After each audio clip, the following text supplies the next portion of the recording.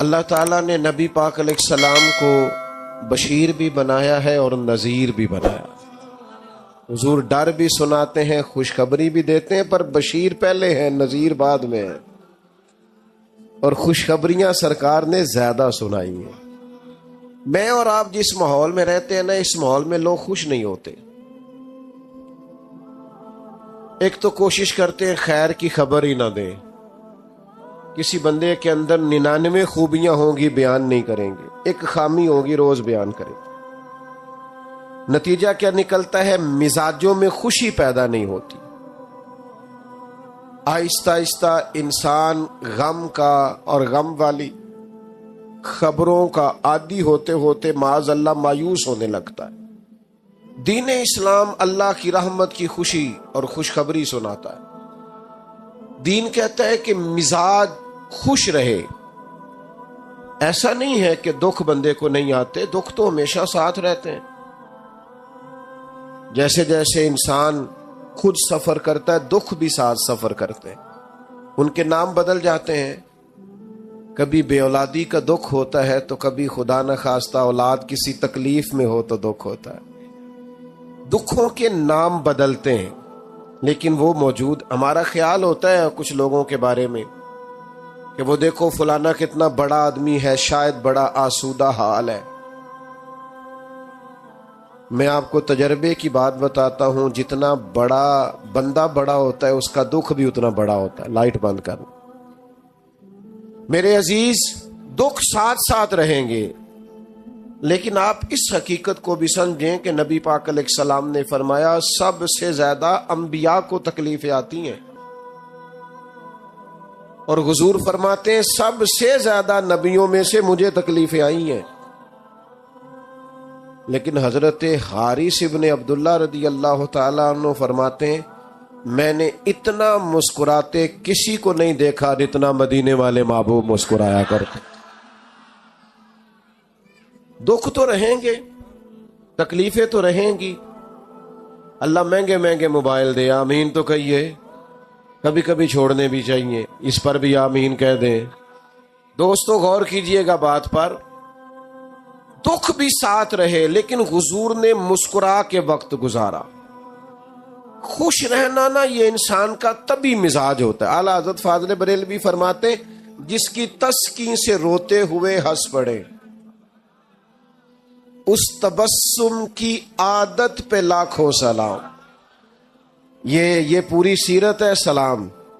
فرماتے ہیں تبسم کی عادت، یعنی حضور کبھی کبھی تبسم نہیں فرماتے، تبسم کی عادت پہ لاکھوں سلام۔ یہ تبسم کرتے رہنا، مسکراتے رہنا، یہ حضور کی عادت۔ ہم پتہ کیا کرتے ہیں؟ ہم بار والے سارے دکھ بھی اٹھا کے گھر لے آتے ہیں۔ بچوں کا دل کرتا ہے ابا جی آئے ہیں، وہ دوڑ کے دروازہ کھولیں، پیار کریں، ابے کے گلے لگیں۔ بیٹیوں کا دل کرتا ہے، اہلیہ نے سارے دن کے کئی مشورے رکھے ہوئے ہیں، شوہر سے کرنے ہیں۔ اماں کا دل کرتا ہے کئی باتیں کرنی ہیں، وہ کہتا ہے میں باہروں بڑا تانگ آیا جی، لہذا میرے سے کوئی بات نہ کرو۔ او بھئی آپ ڈاکٹر ہیں تو ڈاکٹری باہر چھوڑ کے آئیں، آپ جج ہیں تو آپ اپنا عہدہ باہر چھوڑ کے آئیں۔ آپ اگر قبلہ پیر صاحب بھی ہیں تو گھر سے باہر ہوں گے۔ آپ مہربانی کریں، اگر آپ گھر آئے ہیں تو یہاں آپ کسی کے شوہر ہیں، کسی کے بیٹے ہیں، کسی کے بھائی ہیں۔ آپ کو اللہ تعالیٰ نے تمام حقوق آپ کے ذمے لگائیں۔ تبسم کی عادت نہیں، آپ کا لہجہ مسکراہٹ والا ہو، آپ کا انداز خوشی والا ہو۔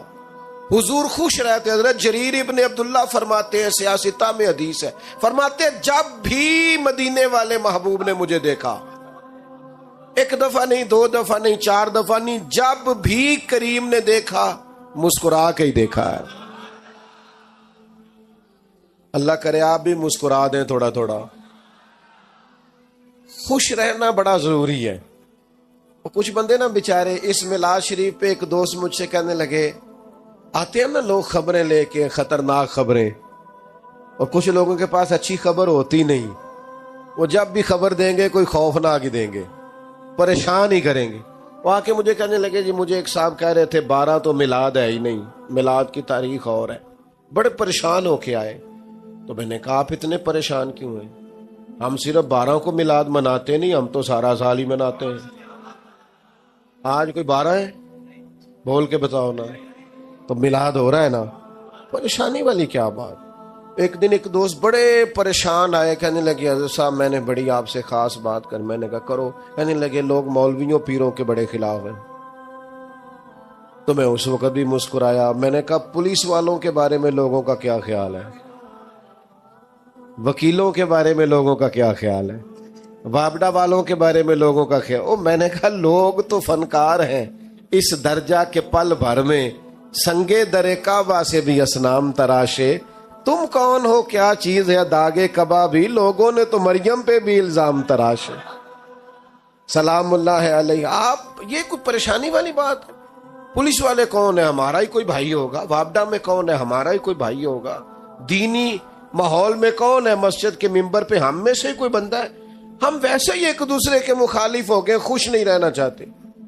تباً خوش رہیں، مزاج میں خوشی ہو، آپ کا لہجہ میٹھا ہو، شہد ٹپکے، آپ خیر کی خبر دیں۔ جس ماحول میں نبی پاک علیہ السلام کے صحابہ تبلیغ فرماتے تھے وہ پتھر کھانے والا ماحول تھا۔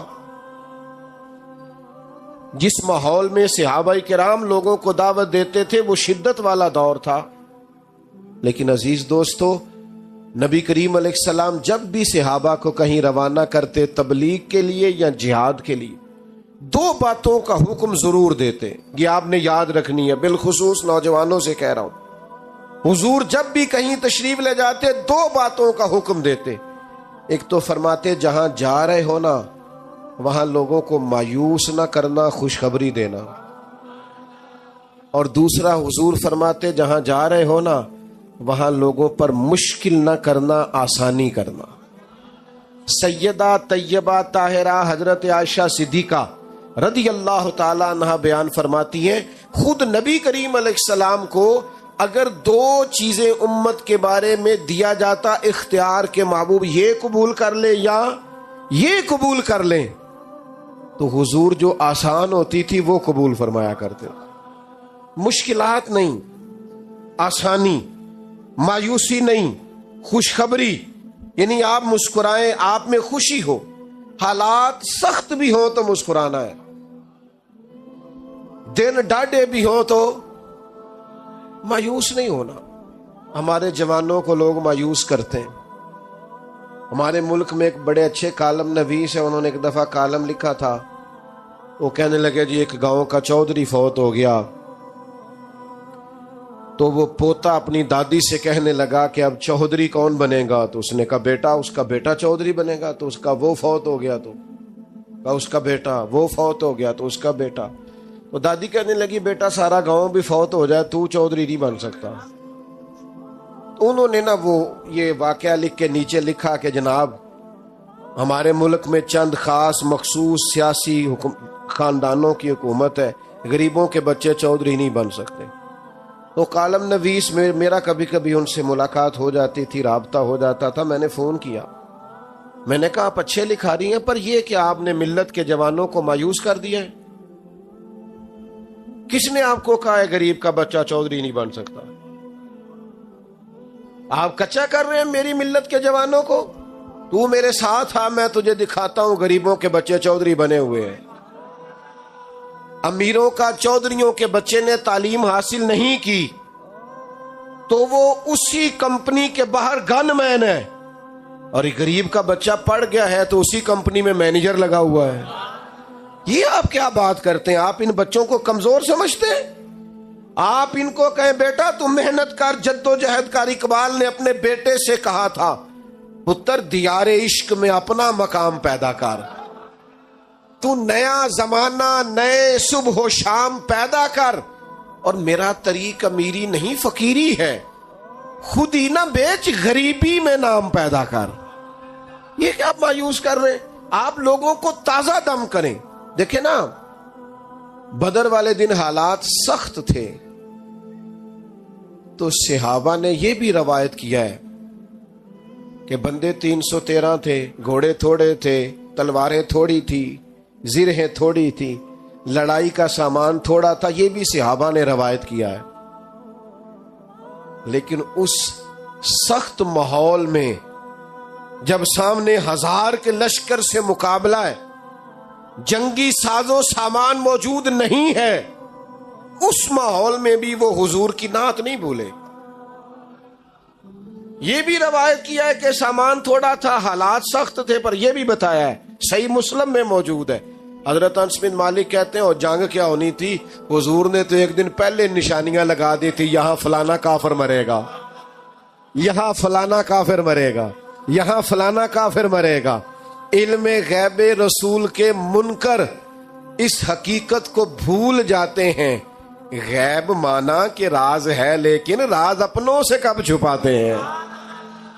اور کوئی غیب تم سے نہا ہو بھلا جب خدا ہی نہ چھپا رہا۔ وہ کسی ماحول میں بھی خوشی کی باتوں کو بھولا، ہم نہ خوش نہیں ہوتے۔ آپ کا نہیں مجھے پتا، آپ شہری لوگ ہیں، میرا تھوڑا دہیم خاندان سے تعلق ہے، کچھ بندے ہر شادی کے موقع پہ ناراض ہو جاتے ہیں، ہر خوشی کے موقع پر کوئی نہ کوئی خطرناک بات کر دیتے ہیں۔ اچھے بھلے سارے لوگ مطمئن ہوتے ہیں، ایک آدھ بندہ ناراض ہو جاتا ہے۔ تو میں اکثر دوستوں سے کہتا ہوں یہ صرف نا اپنا وزن بڑھانا چاہ رہا ہے، اگر آپ تھوڑا سا ناراض رہنے دیں گے تو ٹھیک ہو جائے گا، کیونکہ بلا وجہ ناراض ہے نا، کوئی شرعی عذر نہیں، سبب نہیں، سبب ہو تو معافی مانگے، بلا وجہ ہی کوئی عذر نہیں، کوئی وجہ نہیں۔ اچھا بلا خیر کا کام ہو رہا ہونا تو کوئی ناراضگی ہو بھی تو ناراض نہیں ہونا چاہیے۔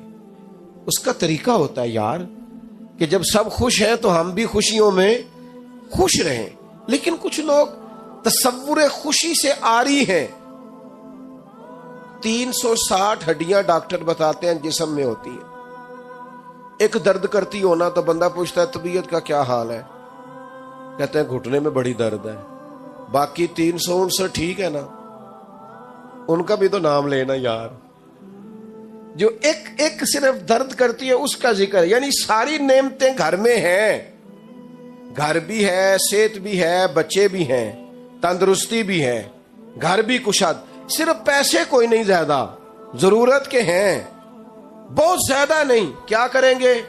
وہ جو چیز نہیں ہے اس کا ذکر کریں گے، اور جو ہے اس کا شکر تو ادا کر۔ لَإِن شَكَرْتُمْ لَأَزِيدَنَّكُمْ، رب کہتا اگر تو شکر کرے گا تو میں نعمتوں میں اضافہ کر دوں گا۔ اور یہاں علماء تفسیر نے ایک بات لکھی ہے، وہ کہتے ہیں یہ جو کہا نا اضافہ کر دوں گا، اس کا مطلب ہے پچھلی نعمت محفوظ ہو جائے گی، جبھی تو اضافہ ہوگا، تو پچھلی بھی محفوظ ہوگی اگر شکر۔ اپنے مزاج کو خوشی والا کریں۔ وہ حضرت رابعہ بصریہ رحمت اللہ علیہا کے محلے کا ایک نوجوان تھا، تو ایک دن اب وہ تھوڑی آبادی ہوتی تھی تو گاؤں میں محلوں میں جو بچے رہتے تھے ان کا پتہ تو ہوتا ہی تھا، اماں جی جانتی تھی اس بچے کو، تو وہ بچہ ایک دن نکلا تو اس نے سر پہ پٹی باندھی ہوئی، آیا بھی گیا بھی 2-4 دفعہ 5 دفعہ گھر سے نکلا تو پٹی بندھی ہوئی۔ تو اماں جی فرمانے لگی پتر کیا ہوا؟ کہنے لگا سر درد کرتا ہے۔ فرمانے لگی پہلے تو کبھی پٹی نہیں بندھی۔ کہنے لگا زندگی میں پہلی دفعہ درد کیا۔ اماں جی فرمانے لگی عمر کتنی ہوگی؟ کہنے لگا 40-45 سال ہو ہی گئی ہے۔ فرمانے لگی بیٹا 40 سال رب نے شفا دی، شکر کی ایک پٹی بھی نہیں باندھی، شکر کی ایک پٹی بھی نہیں باندھی، اور آج پہلے دن درد ہوا ہے تو شکوے کی پٹی باندھ کے سارے محلے کو دکھاتا پھرتا ہے۔ تو شکر کی پٹیاں بھی تو کبھی باندھو نا یار، جو نعمتیں ہیں کبھی ان کا اظہار بھی تو کرو نا۔ دیکھو نا میرے نبی پاک کا طریقہ کیا ہے۔ حضرت عائشہ صدیقہ رضی اللہ تعالی عنہ فرماتی ہیں حضور مصلی پہ کھڑے ہو گئے، اتنی دیر کھڑے رہے کہ فجر کی اذان ہو گئی، میں نے قدموں کو دیکھا تو ورم آ گیا تھا۔ یا رسول اللہ آپ کے صدقے اللہ اگلے پچھلوں کو معاف کرے گا، اتنی مشقت، آپ تو محبوب ہیں اللہ کے۔ تو فرمایا عائشہ تم نے بتایا ہے نا رب کا انعام بڑا ہے۔ حضور بڑا انعام ہے، تو فرمایا افلا اکون عبدا شکورا، پھر میں اپنے رب کا شکر گزار بندہ نہ بنوں؟ یہ ساری رات عبادت شکر کے لیے کی ہے، بتائیں کبھی 2 نفل شکر کے پڑھے ہیں؟ کبھی ارادہ کیا ہے شکر کے لیے عبادت کریں؟ ایک دوست تھے میرے پاس، مٹھائی لائے بیٹے کے پیدا ہونے پر. میں نے کہا اللہ آپ کے لیے مبارک کرے بچے کا آنا. کہنے لگے 4 من مٹھائی بانٹی ہے.